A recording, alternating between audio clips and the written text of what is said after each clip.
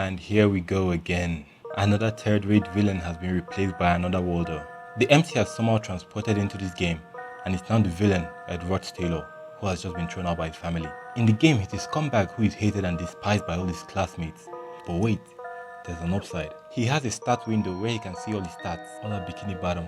According to the plot, he's meant to end up as a beggar finally, but he won't let that be his end, so he decides to carve out his own ending and make it work by all means. He walks away and finds himself in a forest with trees as companions in a bid to escape the sight of the other students. Then he starts drawing out a plan. His goal is to graduate successfully, and to do that he will need some basic things to survive. But he's at school, why does he still need shelter? Well, he was kicked out of the dorms by the princess for being a scumbag, so he has 10 days until school starts to work out his shelter and food. He immediately starts working on building his home, and 3 days go by. In these 3 days, he's only had bark to eat for breakfast, lunch and dinner.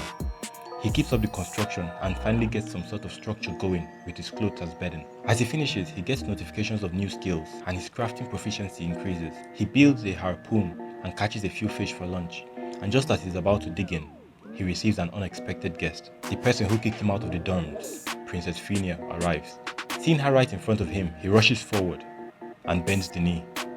What, you thought he was going to fight?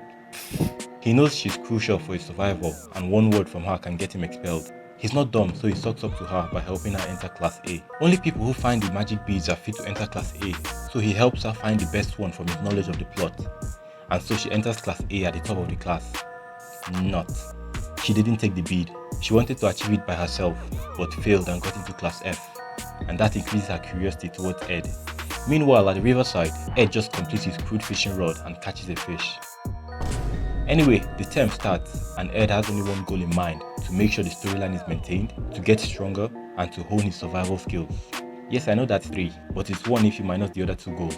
Moving on, one day on one of his hunting trips, Ed meets Janica, who tries to strike up a conversation, but he just brushes her off and leaves.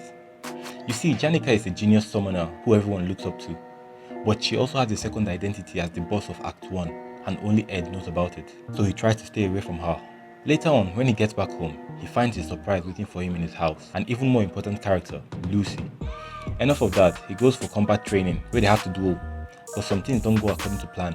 So here's how it happened. Ed is meant to have been expelled, but since he wasn't and had no place to stay, he built this house. And him building this house caused this genius, Lucy, to come in contact with this wind spirit and contract it. And that power-up disrupted a canon event that's meant to strengthen the real MC of the game, Taylor. And so he tries to fix it, but we all know how that will turn out. Anyway, Ed battles Princess Phineas, loses, and goes back home after the duels are over. Yeah, this happened too. Anyway, the next day, he gets tangled up with another key character, Lortel. Whoa, this one is special. She's a hidden hero and even has a nickname, Newbie Crusher. So he avoids her too, but she keeps pushing and even tries to buy him off to get to Janica, but he refuses and walks off. So there's this thick ability that geniuses have. They can hear and speak with the elemental spirits around. So Janica heard everything Lortel asked Ed through her spirits, and she confronts her and leaves her with some words. Back to the woods, Ed's uneventful life continues with him learning some new spells and making some new products. He's having a rare moment of peace when something crashes into him and breaks the atmosphere. His precious camp is destroyed. As the smoke clears, he sees the cause of all this, a white-haired girl. Okay, so this girl is Lucy. We've talked about her before, and she's also a genius that he recognizes. So he gives her a small punishment and decides to build a better house. Later that day, he goes to the library to catch up on studies and is approached by a girl. Yo, is this guy's real stat maxed out or what? How does he keep getting randomly approached by all the female characters? Anyway, her name is Elka, and she's a close friend of Jix, another main character. So they talk, and just as she's about leaving, the building starts shaking. A summoning ritual had begun, courtesy of the final boss of Act 1, who's being controlled by the darkness spirit.